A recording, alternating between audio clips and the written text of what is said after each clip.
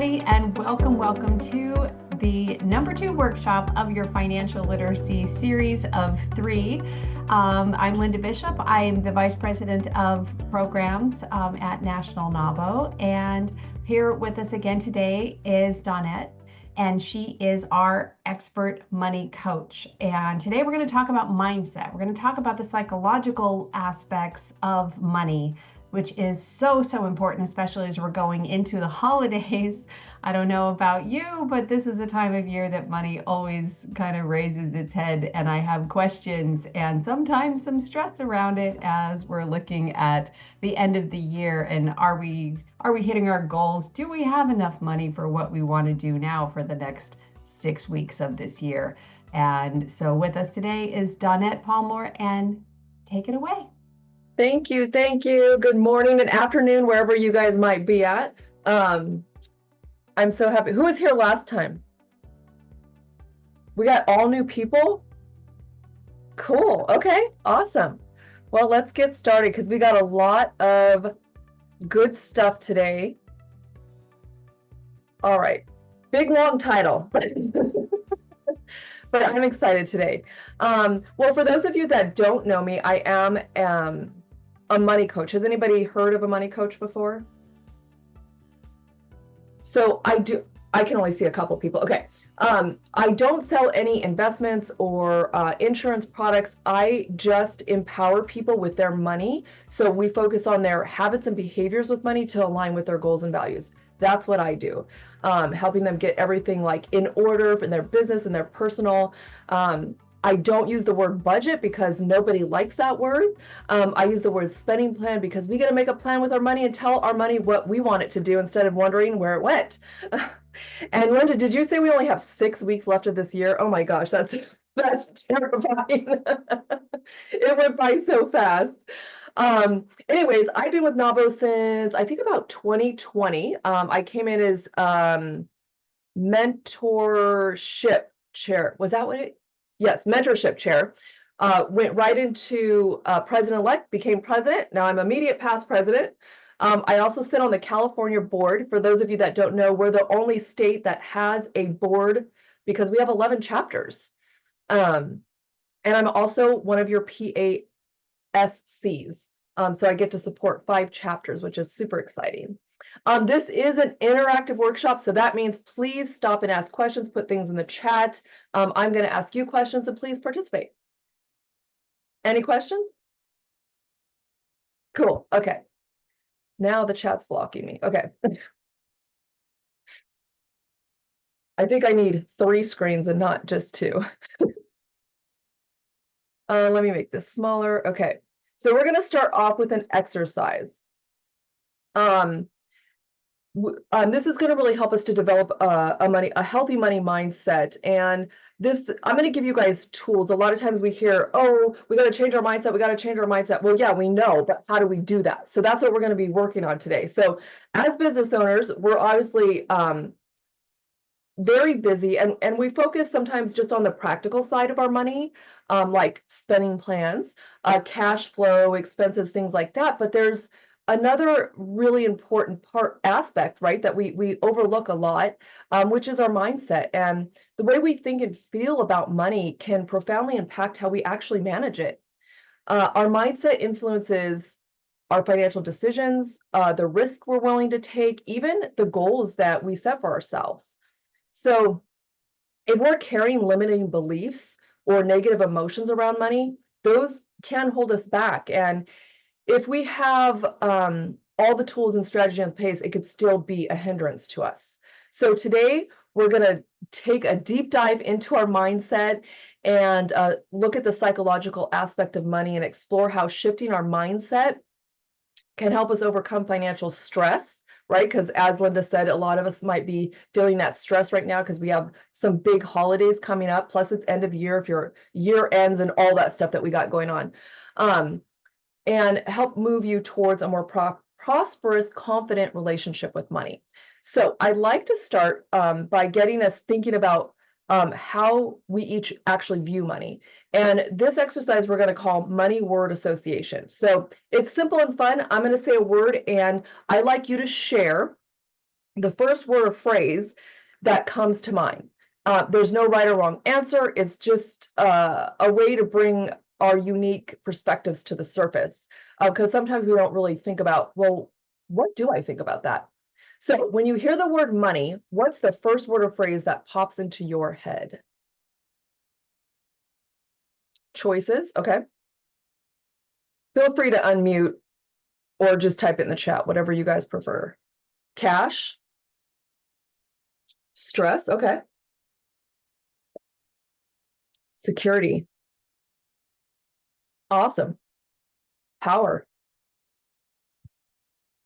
These are all amazing answers. I love these. So thank you guys for sharing those words. But as you can see, even within the group enabler, okay, we have a wide variety of emotions and perspectives when it comes to money, right? So some of us associate money with positive concepts like security, power, and some of us might feel stress or fear, right? Having, where did the word go? Stress, an enabler.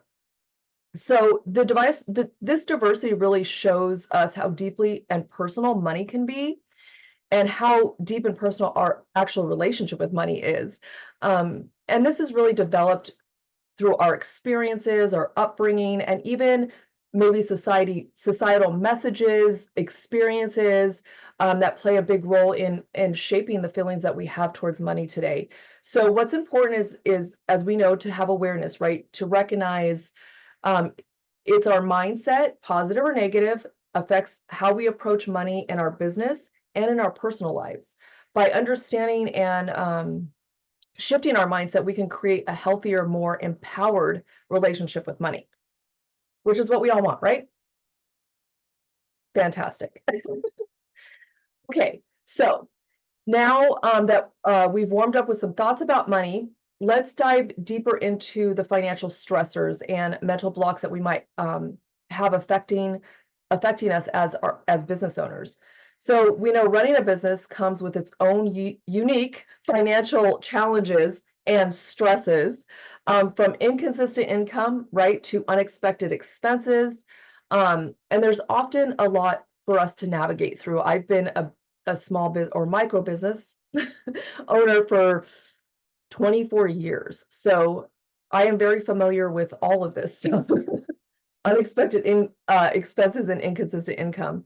But these challenges could really, give us a lot of stress and anxiety, or even feelings of inadequacy when it comes to managing our money. But the good news is, like, if we just recognize the stressors, it's the first steps towards overcoming them, right? Like I said, awareness is always the first step in being able to change whatever situation or thought that we're in that we want to change. So I'd like to open this up for brief discussion. What are some of the biggest financial stressors you face in your business? And I'm going to try to jump. I'll raise my hand and or speak on this. Okay, so the inconsistent income is definitely a huge one. I've never tried funding. I just saw that someone just said funding in the chat. I've never needed to or felt the need to do funding just because my overhead was so little, because my whole business is digital. So when it comes to, a year like this year, like last year, and I'll be completely transparent, like last year my business made $100,000. This year I'm barely breaking 50. So trying to navigate, okay, there's going to be some years that there are budgets that are available, and then there's going to be some years, like an election year like that we're dealing with this year, that budgets aren't as available. So even if I'm doing the same sales method, it may not work. So I guess I am trying to navigate that right now with my business, and also trying to be more proactive, which is why I'm here. So I love it. No, that's amazing. Thank you for sharing that, Stephanie. I know there's a lot of things that we can't control, that can affect our income. And that's true, right? Because yeah, we're in a huge election year, and hopefully all that stuff, now that it's done and over with, people are like, okay, we know the results. Now let's just move on and focus on what we can control. So that's fantastic. Anybody else? I can give I guess an opinion on it. Um, my name is Wendy. I'm on the East Coast in Philadelphia. We own a bridal and tuxedo store. And one of the financial stressors now, I guess it sort of is related to the election, even though it's over. A lot of the dresses are made overseas, and many of them are made in China. And they're talking, about more tariffs and things like that. That's not anything that we can control. So, in order to bring that stress level down, we need to look at lines that aren't made there. So that's a huge shift for us. And I don't know if it's going to impact us or not, but that is a stress that we face. Okay, that's okay. It's not awesome, but thank you for sharing that. I get that. That's a big thing. If we're buying stuff from overseas, what is that going to look like and how is that going to affect our business? But I love that you're being proactive and you're like, let me find places here that aren't going to that I can not have to impose those expenses on. I love it. Anyone else? Nope. Okay, fabulous. Okay, well, thank you guys again for sharing those and being vulnerable. And these stresses are obviously real and valid, and we all have different stressors, but yeah, it's money. And it affects our business and our income and our families, and it goes on, right? So it also shows, how much emotion and mindset is tied to money, right? The next activity, we're going to actually dive a little deeper into understanding where our feelings come from. Where do those warm and fuzzy feelings come from? All right, so I don't know if you guys have ever heard of something called your money story, but each of us has a unique money story. This is a set of beliefs, lessons, and experiences like we talk that kind of shape how we view and handle money. If you guys don't know, between the ages of 0 and 7 is when our subconscious was built, I guess, and everything we saw and was taught to us, showed us, we absorbed that all. So we had zero say in what was absorbed into our subconscious. So we're going to be thinking about a little bit about that today too, and what we saw when we were children, or even experiences. But all of that plays a significant role in our life today. And sometimes we don't realize, like, where did that come from? Why am I feeling this way? Why do I act that way? And when we go back to the root of the problem, or the root of the issue, we find, oh, well, this happened in my childhood. And it shaped me this way. But the good thing is that we can actually change that. So for me, I grew up in I don't want to say poverty, but I've been in shelters. I've been in drug homes where they sold drugs. I've been in a lot of places. I've always ate, been able to eat and had clothes on my back. But I heard things like, we can't afford, you can't have that. And thinking about just the different ways, like not being able to have extra in my childhood, just like what I needed. When I became a mom, I didn't ever want to tell my kids we couldn't afford it. And so I spent all my money making sure they didn't do that, which also was like the opposite, right? It made me spend all my money and not teaching them good habits. And so I had to course correct that. And thank God they can't remember any of that and that they're all doing financially well right now. But just thinking about, okay, what happened in the childhood of why I behave the way I do and how powerful of an impact it has. So let's take a few minutes and reflect on our own money story.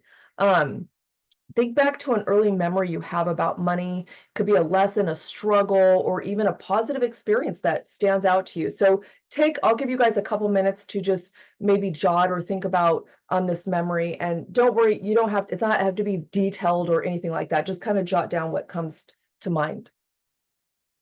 And then once you do that, ask yourself, how does this memory influence the way I view and handle money today? And is it helping me or holding me back? And if it came to anybody quickly, please share with us. Anybody have a money story to share with us? Gwyneth does. Awesome, let's hear it. My earliest memory is being at my dad's desk and giving him my account book. I had to put, quarter in for allowance and what I spent it on. And I hated it. It should have been a fabulous thing. My dad was really good about teaching us about money, but I resented it because it's like Oh. nobody else has to do this. I'm too young for this. This isn't fair. And we had to do chores and everything was, oh, yeah. It just felt like, let me play, because I was the what do you call it? Adultified child, whatever you call it, parentified child. We had to do chores I was fixing dinner at, second or third grade. I was buying the groceries alone at that age. So it was Wow. a lot. Wow. So how do you feel like that influenced your story today? Like, how did that change your life or impact your life today? I feel guilty because I'm not in charge of my money enough. And I have, and the related thing is that I got a big hunk of money when I was like 25, and I gave most of it away to charity. So I have some issues around that.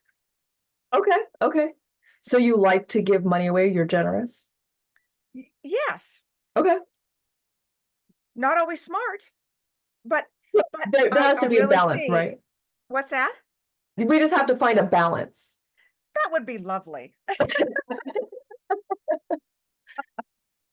I love it. I love it. Let's see. Stephanie says, I feel like I overindulged because I was told no a lot, or that I had to get a job to have the things I wanted. Yes, I know exactly how you feel. Wendy. All right. So me again, hi. One of my earliest memories is my mother used to keep money in envelopes and she would put them in a Bible. Oh. And they were all labeled out. So she asked me one day to go in the Bible and get the money for the paper boy. So when I went in, I looked through and there was a gift envelope. There was money in an envelope marked for gifts. And I always wondered if the gift was for me. But it kind of, I guess, Christmas or birthday or whatever it was, but that gift envelope really resonated with me. And somehow today, we were just talking about being generous. That is absolutely my love language. I give so much to my employees, little, surprises and gifts, but those envelopes of you must be, precise with your money. And we were always secure and we always had everything, but it was never over the top. But just that security thing was really drilled in. I love it. That's great. Thank you. Yeah. Awesome. Okay. And I know some of you can't talk, and that's okay. Jacqueline. Yeah, I was going to share that my parents were married and stayed married for a long time just for the children, when they should have probably would have been happier if they had been divorced. And my mother used to have this talk track about how she couldn't leave because of us. And she didn't have the financial independence to actually do it. She felt like she would not make it. And so I feel like that impacted me quite profoundly, in that I will not intermingle my expenses and finances with my husband. I won't lean on him. And it makes transition from W-2 role to business owner quite difficult when there's this resource there, the man, and I don't want to lean on him. Yeah. No, I totally can, relate to that. Like, when people, when money's been used or people stay in bad situations because they don't have financial independence, it affects us. And part of the reason I do what I do is because my mom didn't have financial independence, and I watched her be abused and stay in situations that were not healthy. And I started to be in that same pattern and ended up in an abusive relationship. And then when I got a job and got my independence, like everything changed. So it brings us this freedom and this power somebody mentioned, right? But we also have to find that balance again, Jacqueline, when we come into partnerships, right? I love it. This is great discussion. Okay. I know we only got an hour, so that was kind of fast. Okay, so let's shift our focus now on something that most of us have experienced, right, at one time or another. Financial stress, which we all just talked about. But money worries can be, really overwhelming, especially as business owners. We've talked about, taking care of our employees if we have those, taking care of ourselves, paying ourselves, our business, all these different responsibilities that we have as business owners. But, there's stress thrives when we feel out of control, right? So by introducing practical tools and focusing on what we can influence and can control, we can reduce our stress and feel more empowered in our financial decisions. So that's what's going to be our next thing. How can we overcome the financial stress we feel? So we're going to do, again, a short exercise because this is just, tools that you guys can use and take with you to help us with our financial vision. And this will help shift our mindset from worry to possibility. So take a moment, close your eyes, or if you prefer, just focus softly on something in front of you. And I want you to picture your ideal financial future. What does financial stress feel like to you? How would this success change your business, your personal life? Imagine how you'd feel waking up each day with financial confidence and freedom. What would be different? I see a lot of people with smiles on their faces. I love it. So what would it feel like to wake up every day with financial confidence and freedom? What did you feel? Bliss, okay? What did you feel? What did you see or imagine? Freedom? And we could dive deeper that, like, what does freedom mean to you? Travel, minimal debt, organized financial schedule, waking up relaxed. I love these. Reduce or no stress, flexibility and ability to take care of myself as well as I deserve. Ooh, I love that. Not feeling desperate for a contract, better physical health from stress, 8 hours of sleep. Yes, freedom. Yes, these are all possible. Like, all of this is possible, I promise. Thank you, ladies, for being so vulnerable and sharing. And I love that we can share it because we all are, as business owners, we all have financial stress. Like, it's a real thing. And that's why I was like, when I heard this at the conference that women are struggling, I was like, Jen, please let me do some workshops. Let me help everybody. And so here we are. Okay, so visioning is a very powerful tool, right? I mean, look at the feelings it just brought out of you. Like, your guys' whole face and everything changed about you. Because it not only does these things inspire us, right? Being confident marrying my partner because I left my husband after he day traded away the money, and putting us into huge debt. Even though I had my own money, I left with almost no money. Yeah, those can affect us greatly. So not only does our visions and all this stuff that we're thinking about inspires, but it helps us to set meaningful goals, right? So when we're clear about where we're headed, it's easier for us to take actionable steps towards it, even if those steps are small, right? There's a saying that says, don't stop moving forward. If you have to crawl, crawl, but don't stop going forward. And sometimes It's a crawl, ladies, right? We're gonna be real. Sometimes we're like dragging ourselves. And that's just part of entrepreneurship. There's it's a roller coaster, like that's just a real thing. But we got to keep moving forward. So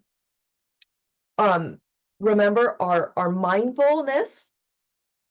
Use your mindfulness. So what we just do to calm stress in the moment, right? Being aware of, okay, what's stressing me out? Let me vision where I want to go, and then calm ourselves down. We always have to celebrate the small wins to build our confidence, right? What are some small wins that you've had that you can say, yes, I did that today. Yes, this is where I've come from. This is what I've overcome. Even the smallest things we have to celebrate and remember, because this is a journey. And sometimes we get so focused on where we want to go that we forget about where we've come from and the steps that we've made towards that progress. I paid my car payments through the end of the year. Awesome. I love it. And then the third thing is I've started having money dates with myself. Yes, Gwen. Yes. Keep your vision of financial success front and center to stay motivated, right? This is why they tell us to do vision boards. This is why they said write affirmations and have it where you can see it, because we have to, our mind has to be able to see things in order to make it happen. And we have to say things to ourselves because of that record we've been hearing from our past. Now that we became aware of it, ladies, now we could start to change it into what we want it to be. And so, I'm going to give you guys some affirmations later today, but, seeing those affirmations, repeating those affirmations, and seeing our vision board, it's huge. It is huge. Okay, so let's take a moment just to reflect. Write down one step you can take this week to get closer to your financial vision that you just envisioned for yourself, right? It could be creating a spending plan, setting a savings goal, or simply practicing mindful exercises when you feel stressed. And Angelica said she was able to buy a home for her sons and I. Oh, okay. Gwyneth is going to move money to an interest-bearing account. I love that. And you can start small, Gwen, like to a high yield savings account. So I know sometimes people get anxiety when it's like putting it into a stock or something like that, like they get anxiety, but this way you can, it's one step towards the next thing, right? Organize my bill due dates. Yes. Daughter is getting married on 12/31. It's a loot. Oh, a lot. Yes, I bet. I bet. Wow. A lot. Yes, we have to stress that. Yes, it's a ton. Oh my goodness. This is great. This is great. So Wendy, what is something you can do to help relieve some of that stress going forward into that? Because that is a big thing. Well, she's been engaged for a little while, so we knew that it was coming, and we're in the business, so I was prepared for it. But yeah, and we work 7 days a week, so I guess we work much more on the business than on ourselves personally, in the hopes that soon that's going to come, we can focus on ourselves personally. But what do? We just keep trying to increase month over month and get the profit going. That's awesome. Fabulous. Okay. Gwyneth is going to rewrite her money goals now that she has a fabulous partner. Angelica is going to review her personal finances and create a spending plan. And if you guys weren't here last time, I believe it's in the Institute. The last one we talked about spending plans and stuff. All right. This is all fabulous stuff. Focus on income generating activities. Yes.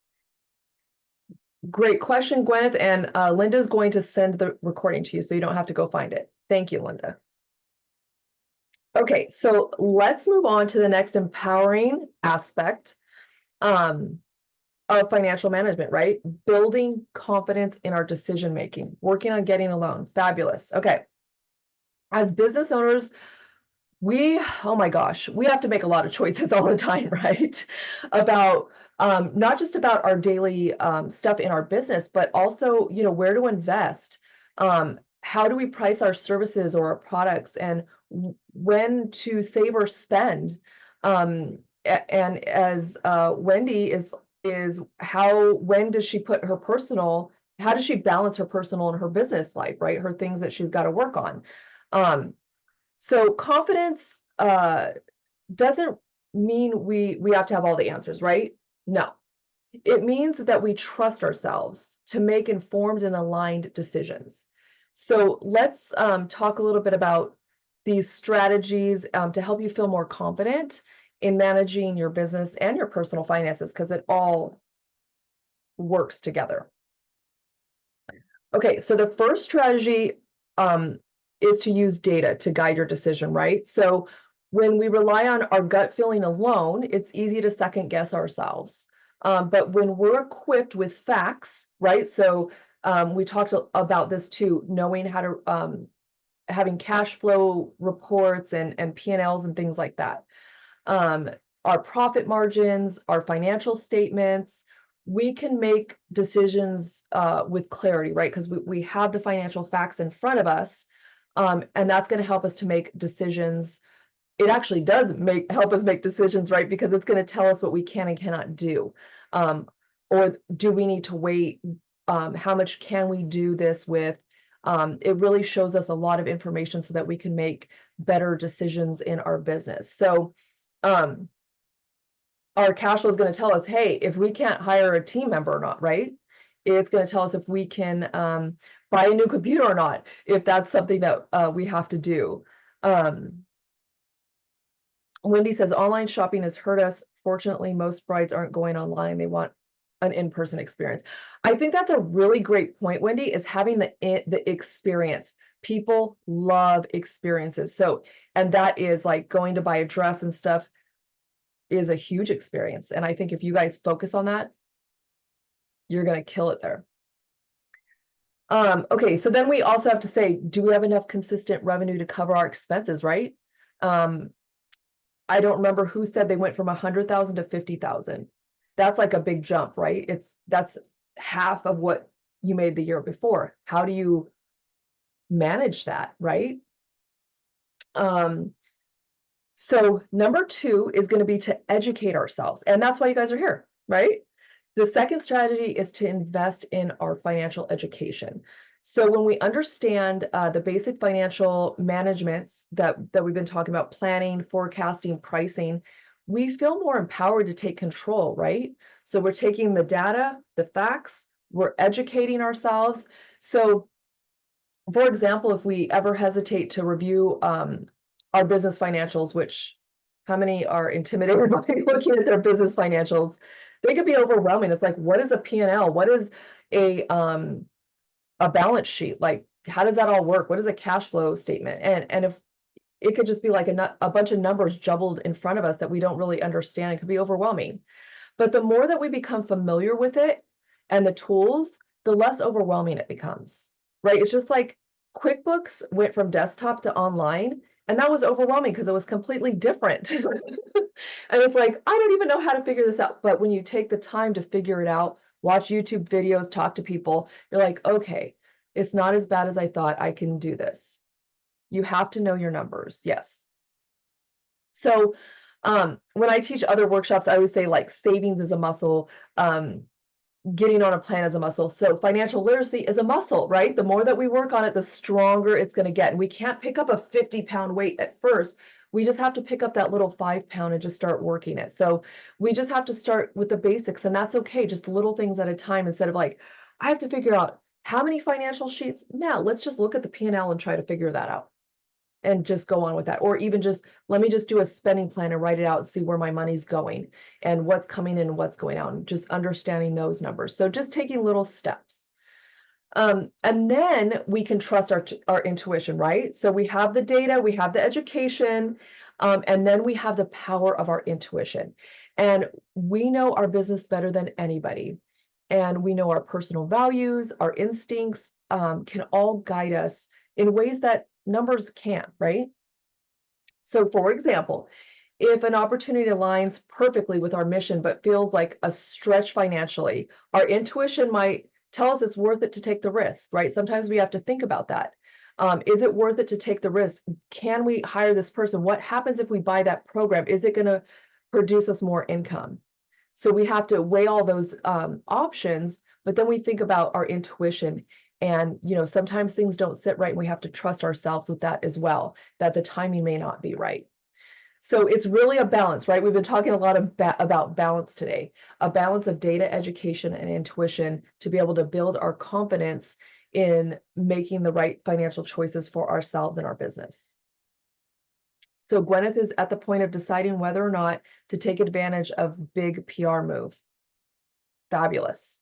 And today you got the tools to be able to weigh that out. Okay, so let's do an activity. So let's put this into practice.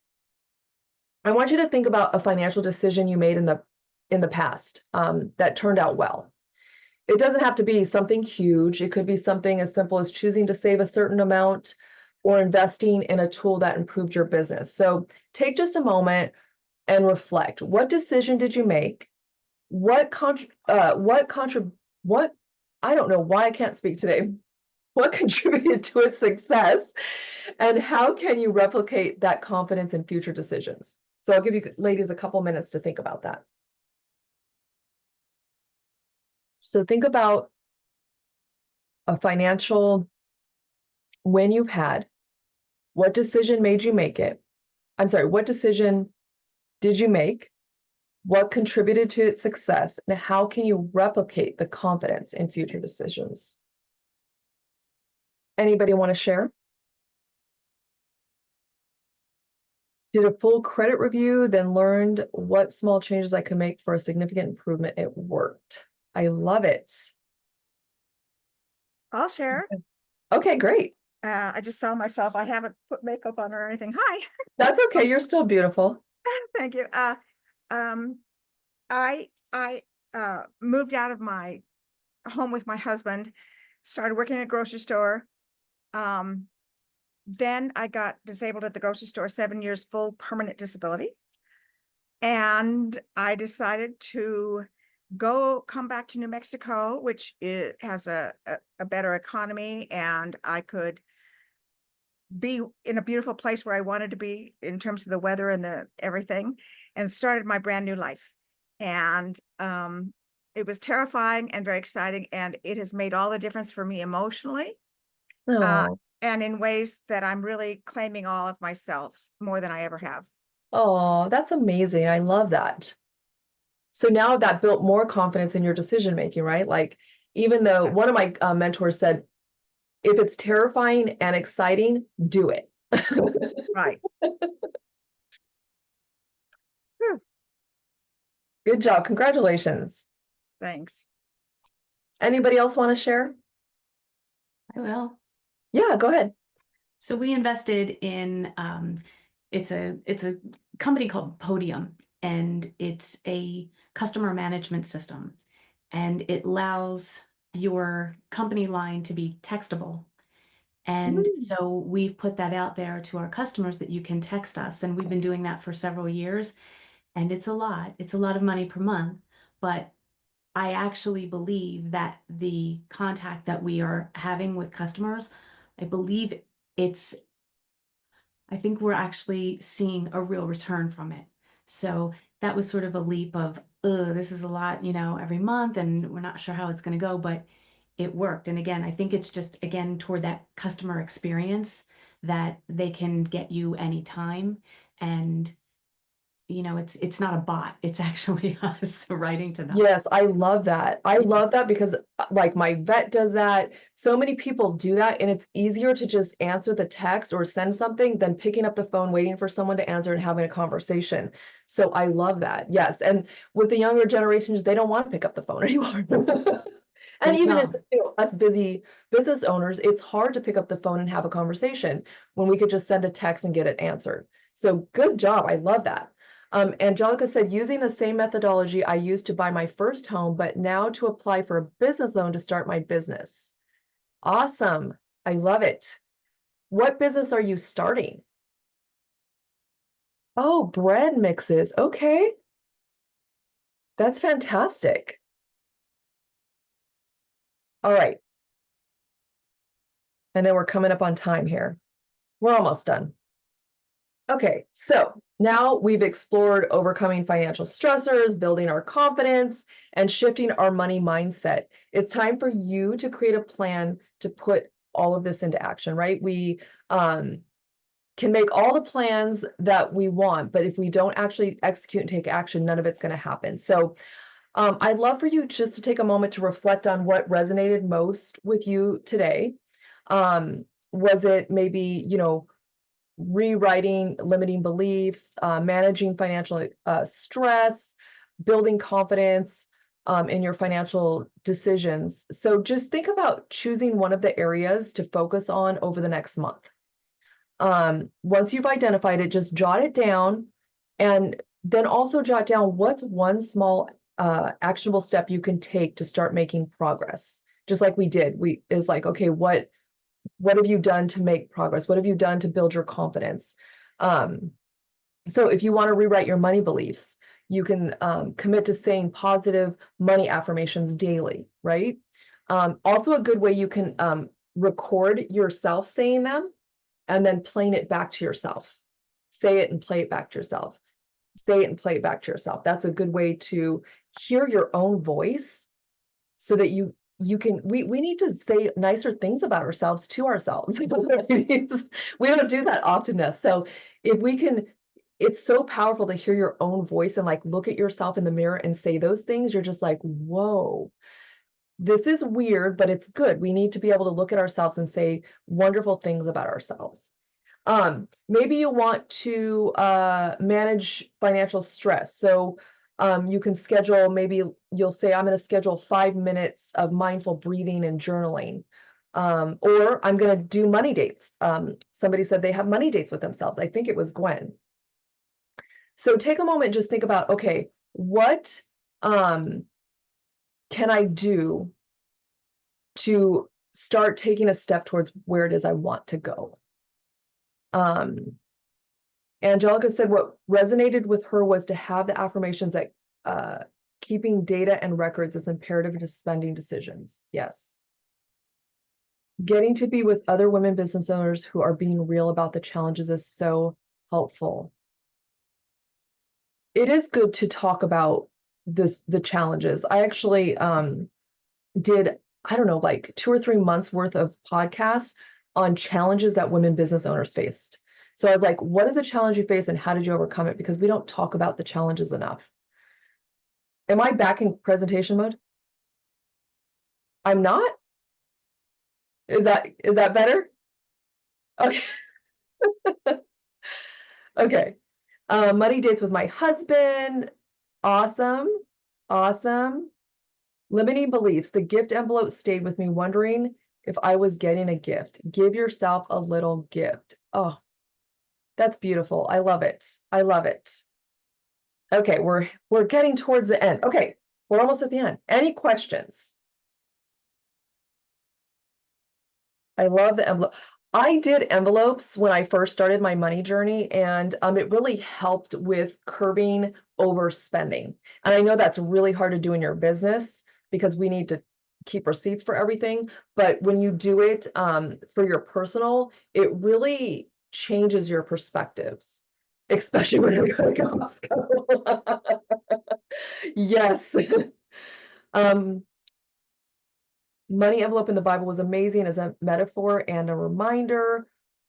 What changes your perspective? I'd like to be in touch with each other to keep support going. Anyone interested? Yes, I love that, Gwen. How do you separate the business money mindset with the personal mindset? Does that make sense? Yes, it does. So it's almost not separate, right? Because whatever we do in one area, we're going to do in the other. So we need to maybe have separate affirmations. Like, what do you, because there's actually clients I've had that have been fantastic in their business finances, but they're not so good in their personal finances. So identifying what are the different challenges, doing the exercises we did today, what are the different challenges in each personal and business? writing those down and thinking of steps you can do to overcome those. Like how is my belief different? Right? Sometimes we have different beliefs depending, because we can compartmentalize things. And then using your data, your education, and your intuition to build your confidence. I deserve it in business, but not in personal. Why do you feel that way? You're not sure? Okay. So I would encourage you, Wendy, to really take a deep dive into what you're thinking. So I say get into a quiet, the dang Bible. Get into a quiet room, like no distractions, just take like 30 minutes and really jot down, just don't even judge yourself. Just like, okay, where did these come? Like, just start writing things down. Like what we did today, go deeper into it. What really went through, what happened in my childhood? Why do you feel like that Bible thing really affected you that way? What about it? What's the deeper feeling there? Do you feel like because it was in the Bible, you didn't deserve it? Like, where's the connection? Was there some kind of religious abuse about money? That happens too, right? Sometimes they're like, money's evil, this stuff. I wouldn't say it's weird. I would just try to dig down into it and find out what is down in there. Greed, yeah. Money is not, you ladies, we deserve everything in this world. We work hard, and it doesn't mean we're greedy. Can people be greedy? Yep. But you ladies all have these beautiful hearts, and you want to not just help your families and your businesses, but you have a heart to help people around you. And so money can be used for good and evil. And I don't think anybody here is going to use money for evil or wants to use money for evil. You all have great intentions. So I would just focus on that.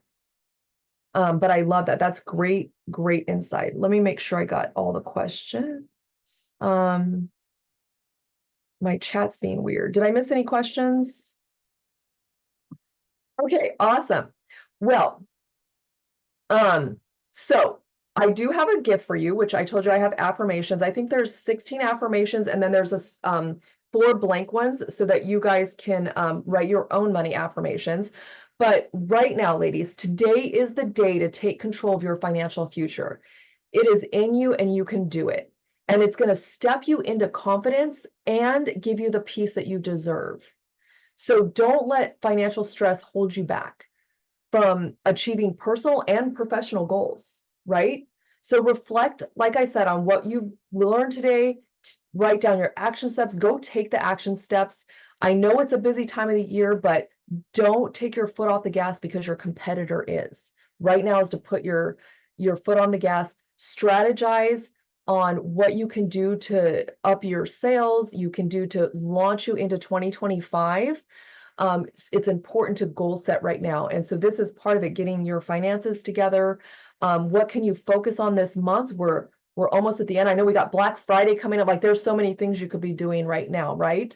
And stay intentional by using the tools and the resources provided. And of course, if you need guidance, if you need help, I'm here. Reach out to me. This QR code is a way that you can connect with me. It's also a way that you can get the affirmation sheet that I just talked about. So I don't have competitors now that I'm claiming my awesome. I love it. Okay, yes, let's stay connected. We have another workshop. It's December, when is it, Linda? December something? I can't remember. Yes, it is December something. It's December 17th. December 17th. I hope that you guys enjoyed this. If there's anything I can do to help you, if you need one-on-one help, scan it, let's chat.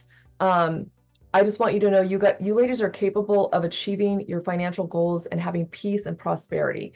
And it just starts with a little step today. So let's do this together and let's get to financial freedom, because ladies, not only do we get financial freedom for ourselves, but our families are watching us, and we have the power to change not just our lives, but generations to come. So thank you guys so much for being here. I appreciate every one of you. Thank you, everyone. I will be sending the recording out to you. You don't have to go look for it. And I will also send you the registration for the next workshop as well. And have a beautiful Thanksgiving. Thank you so Bye, much. ladies. You too. Bye now.